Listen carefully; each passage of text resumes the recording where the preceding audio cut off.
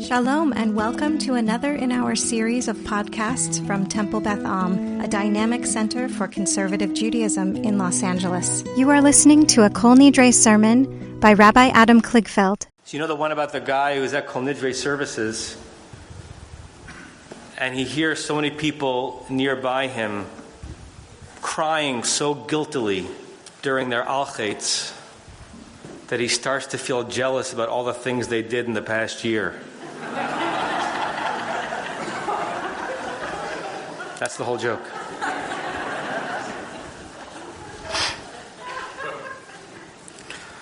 So whisper your al-chaitz. People might be listening. There's been a real heavy, ponderous question on my mind all year. And that is, can I squeeze one more high holiday sermon out of my gimpy shoulder? Yep. Here's a story in a nutshell, for those of you who don't know it. Very briefly, in June of 2018, Erev Shabbat, on the way back from a bike ride, had a bike failure, flew into a pole, dislocated my shoulder in a few places, had surgery, and had a tremendously slow and painful recovery. Took a long time. I was in pain that I couldn't really have fathomed beforehand, and it sent me on a year of thinking about what pain actually is. And I saw an army of doctors and Western approaches and Eastern approaches and every type of alternative therapy and acupuncture and acupressure and sensory deprivation float tanks. And here's where I stand, a year and 4 months later. I'm still in pain every day in ways that are not apparent. And I live my life as if I am not. As if. Ki'ilu in Hebrew. I am in pain, and I lift my child and play tickle-tackle with him as if I am not. Ki'ilu. I'm in pain, and being assured that there's no risk of further injury causing more pain, I throw a frisbee, and I ride my bike for miles, and I hold on to my favorite rope swings on my favorite hikes, as if I'm not in pain. Ki'ilu. If I didn't live my life as if I were not in pain, I would not live my life, period. Or I wouldn't be living my life. And I have found within limits that by living ki'ilu, as if I am not in pain, I am actually in less pain. Ki'ilu. As if. There is some magic to it. In some ways, that's the entire sermon. So please turn to page 445. A round of applause erupts from the synagogue. It's done. Thank you.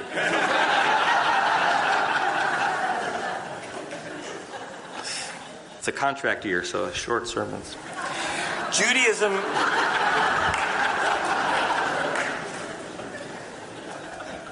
Judaism leans deeply into what I will call Ki'iluism, that space that hovers between magical and deluded thinking. It's a space where memory is material, where chronology folds on itself, where the impossible is not only possible, but within your reach. The most well-known and literal dip into living and celebrating as if is not on Rosh Hashanah or Yom Kippur, but on Pesach. We say the words. Right after Dayenu, the Haggadah famously says, B'chol dor vador, in every generation. Chayav Adam, a person is obligated, lirot et atzmo, to see herself, ki'ilu, as if, hu yatsa mimitzrayim, she herself left Egypt. Every generation, each person has to see himself or herself as if they left Egypt. It's a preposterous reverie, because you didn't leave Egypt, but you must see yourself as if you did. And if you do not engage in this backward-forward illusion, then Pesach will, have passed over you. Sorry. What's the point of the Paschal as if? There are numerous commentaries. Maimonides, the Rambam, the 12th century philosopher, scientist, legalist, and ever the rationalist, he could not abide this game. He thought of it as a deceit. You cannot see yourself as you aren't. You can't. You didn't leave Egypt, so you cannot see yourself as if you did. He had no time for metaphor, the Rambam. So he added one Hebrew letter, which changes the word lirot, to see, to leharot, to show yourself. It's not inane to pretend. It's just inane to believe your own pretending, that it's just delusion. So dress up, you would say. Tell the story. Show yourself as if you left Egypt, even though we all know, and you know, that you didn't. Now, a lot of my Judaism is influenced and enriched by Maimonidean thinking and philosophy. And yet, if I understand what he's trying to say here, I strongly disagree. Because I think that you can see yourself as you aren't, or as you weren't, or as you aren't yet. And in seeing yourself that way, I have found that you can actually be that way. Ki'ilu. Others read the text to say that by taking the Israelites out of Egypt then, God ensured that we now would not be enslaved. And so God did take us out of Egypt. Magical thinking, borderline deluded, and also so powerful and so resonant. It's a read of the Haggadah, and it's a read of time and of history that has us living then, even though we're really living now.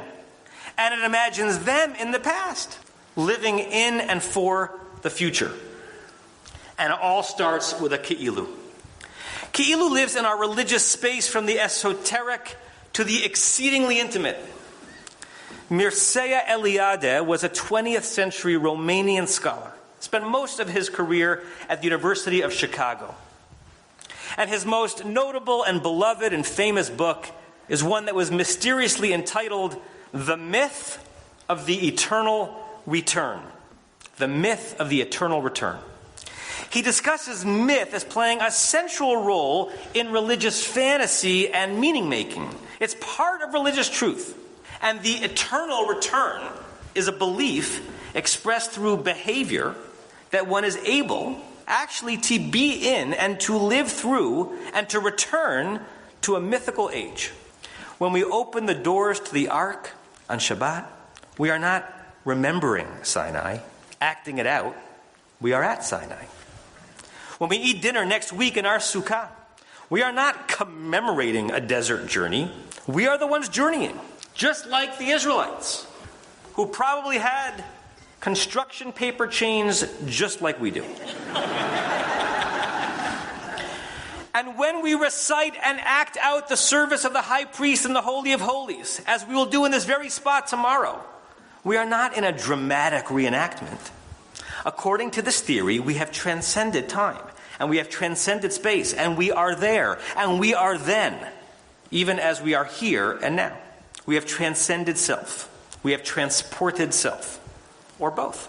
We've burst past the normal limits of utter reality. We are, in a sense, living Ki'ilu. Our rituals would be so denuded, so watered down, nothing more than ceremonies at a fraternal lodge, if we did not all suspend some disbelief a little bit and live as if. Outside the religious sphere, healthy relationships, too, rely on some Ki'iluism.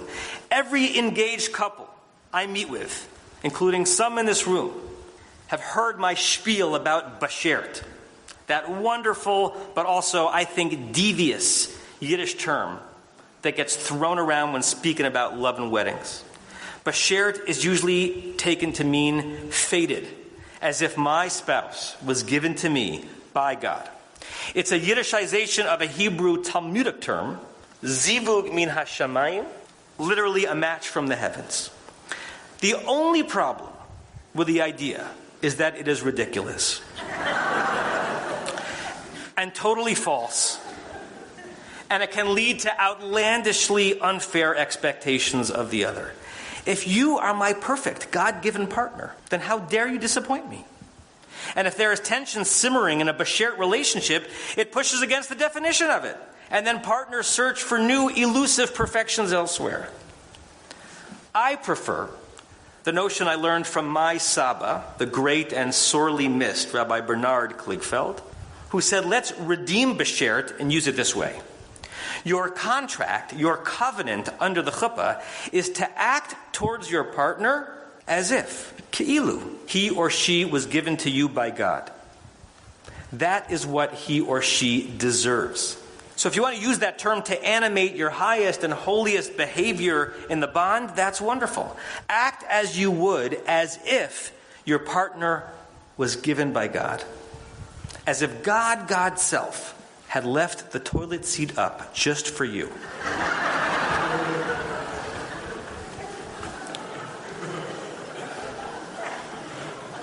For example.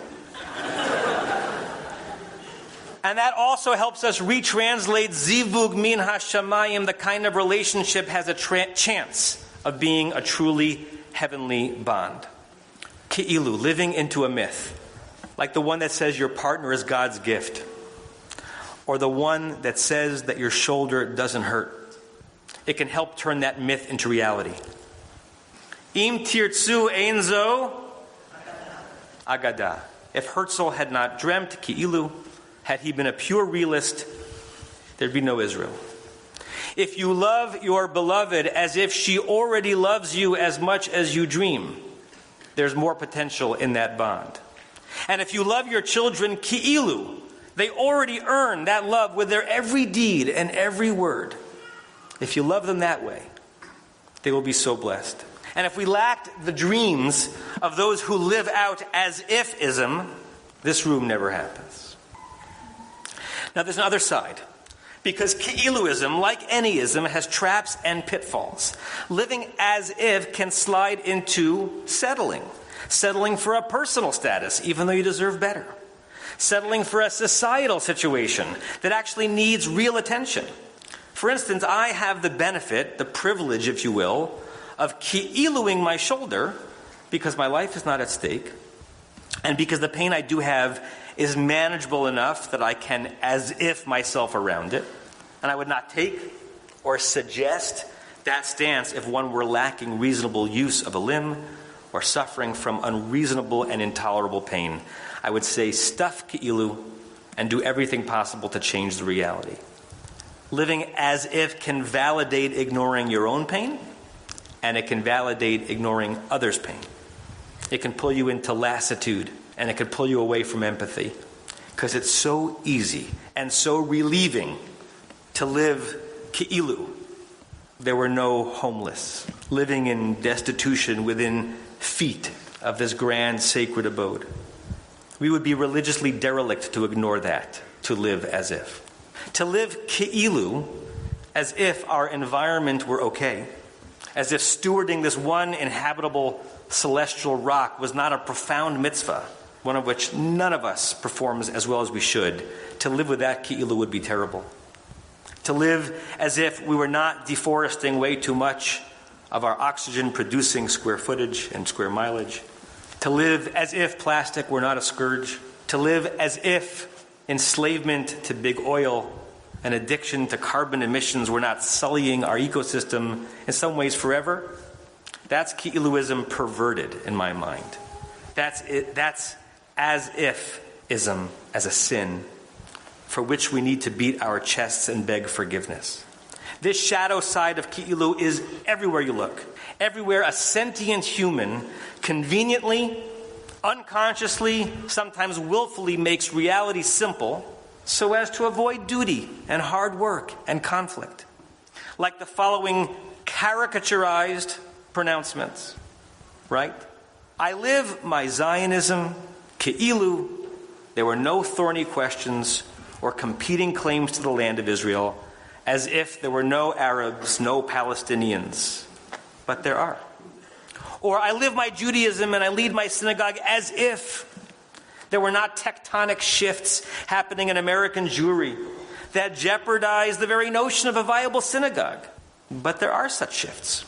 I parent my child. I lead my school. Ki'ilu bullying is not real or not as bad as the kid claims it to be. Some of you may have heard the absolutely tragic story out of Moreno Valley a few weeks ago, a community just 60 miles east of us. Apparently 2 or 3 kids, honor roll kids, were taunting and bullying a classmate. One of the bullies sucker punched the kid, and while he was reeling, another bully walloped him from the side, and he fell to the ground, and he hit his head on a pillar, and he was 13 years old, and he died a few days later. The story is traumatic as is. What adds a level of pain and what implicates Ki'iluism as a truly fatal flaw sometimes is that it had come out, that the school authorities were made aware of this bullying, made aware of these bullies, and didn't do anything, or certainly didn't do enough. And for the rest of their lives, the parents of that murdered boy will incriminate the school district for living as if the problem were not as bad as it was. People are hurt and worse all the time when as-if-ism is misemployed. But when it's employed properly and strategically and spiritually and relationally and religiously and inventively and positively, it's a potent elixir. There's a newish video that's gone viral on Vimeo. It's hard to describe in words, so mostly I want to encourage you to look up The Bench after Yontif on Vimeo. That's the name of the video, and watch it. And even if I give the punchline away now, because if I don't, then I don't have a story for this part of the sermon, the short video packs a punch. It starts with an old man, clearly blind, sitting on a park bench on a sunny day. Another man in sunglasses sits next to him. The first man asks the new man to describe the day. What does he see? What's happening in this lovely park? And the second man does it. He looks around. He describes a mother playing with her daughter on the swings, and the 2 lovebirds cuddling on the blanket, and on and on and on and on. And as the second man speaks, you see the first man smiling, taking in the gift of sight offered to him by the first man. It's a very emotional scene.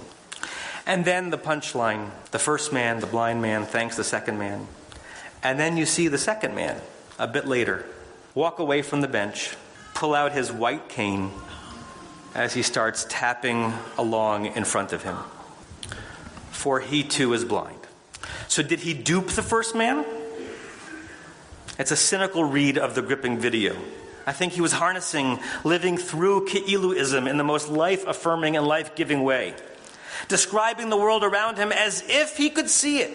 He saw the world as he wanted to see it, as he wished he could. He conjured it. And then he invited someone to join him in it. Ki'ilu. But also very real. And doesn't every person who confronts any obstacle both need to acknowledge on the one hand the very obstacle and also navigate around it? A painful shoulder, lack of sight, an imperfect spouse, a religion whose myths and rituals challenge the intellect. And on today of all days, Yom Kippur, draped in white, many of us, like shrouds, not eating, like the non-living, the whole day is Ki'ilu. As if we were just soul, nobody. As if we really took in our mortality. Ki'ilu, our banging our chests really meant we were going to efface that sin this year, right here, right now. Is today really a death day?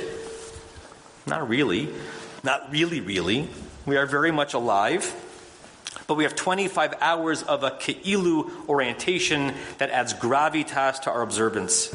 We spend this day in sacred mythology, as if we ourselves were the Kohen Gadol, as if something cosmic and transcendent were happening in the Holy of Holies in response to our rituals, as if it all really mattered. It's a useful and generative illusion, both because we know it is partly illusion, and so we don't drown it, and we don't approach it with absolutism, and because the illusion kind of works. It hopefully ekes from us the seriousness of the day, so we are not, as Maimonides suggests, just putting on a costume and pretending. The dive into the non-reality of Yom Kippur helps make it real. Ki'ilu. If your shoulder still hurts every day when you put on a shirt, and when you bow while resting your hands on the bima as you lead davening, if you push through that moment with Ki'iluism, it hurts less, and life is more blessed. As Sharansky wrote about his magical thinking while incarcerated in the Gulag, as Viktor Frankl wrote about what sustained him through the horrors of the Shoah, we cannot escape every prison. Some bars are metal, and real.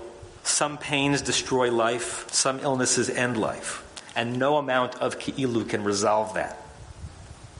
And yet, this Jewish and universal wisdom helps us cope with something we cannot essentially change. But by coping with it in this way, ki'ilu, you can actually change it enough so that you live fully as if.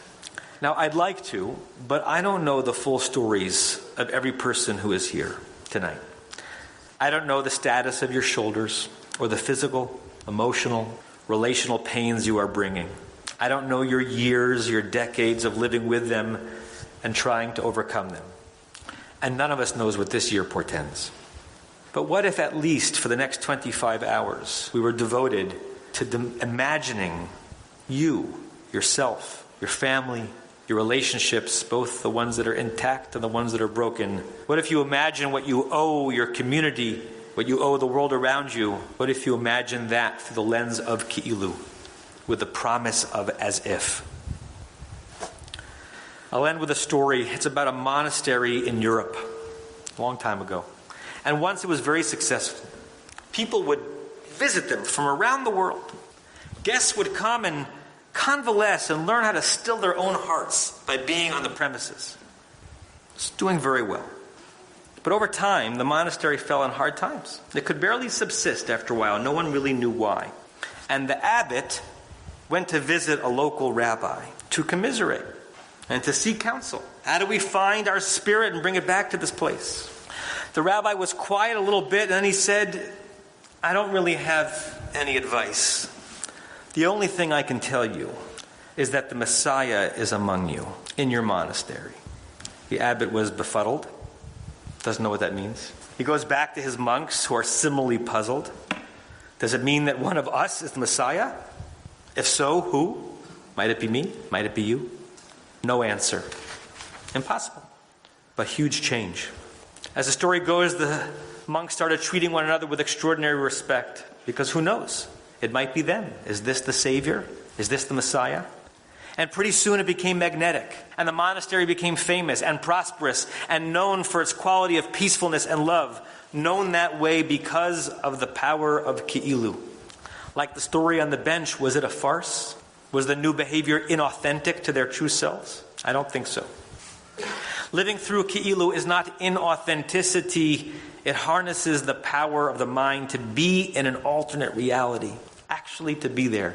It has dangers, as we have named, but it's the same power, the same force that leads to imagination. And when you imagine something and you live as if, you participate in its becoming that very thing.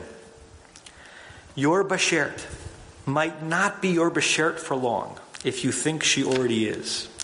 But if you treat her as if she were, you might be that way for one another. And on a religious level, there are plenty of people who really believe that God wrote every word of the Torah, but they don't act that way. I would rather share the world and share community with those who don't know if they believe it, but they live their lives as if they do. When I heard the story of the monastery, I thought of my college friend Alana Reese, one of the sweetest people I have ever met. In college, she once talked about how she acted towards someone new that she had met, and she said, who knows?